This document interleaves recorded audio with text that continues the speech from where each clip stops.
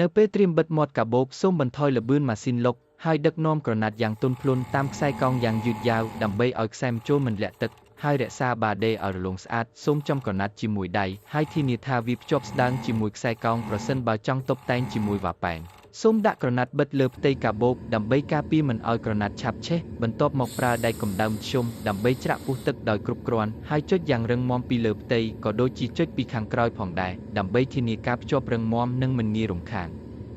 បន្ទាប់ពីបញ្ចប់ការដេរសូមរៀបចំរាងមាត់កាបូបដោយប្រើដែកបញ្ចូលទឹកនៅចំណុចដែលខ្សែកង់កង់ខ្លាំងសូមដាក់ក្រដាសគ្រឿងចាក់ thick paper ឬ Mondale នៅខាងត្រង់ដើម្បីជាគាំទ្រក្នុងការផ្ដល់រាងបន្ទាប់មកចុងខ្សែ cake basting thread របួសជុំវិញមាត់កាបូបហើយអូសយ៉ាងស្រាលដើម្បីបង្កើតកង់ត្រង់លើសពីនេះប្រើដែកបញ្ចូលទឹកក្នុងកម្រិតមធ្យមជាមួយ soft serve ដើម្បីទទួលបានរាងដែលរឹងមាំបានយូរនិងមានស្នាមកង់សាបស្អាត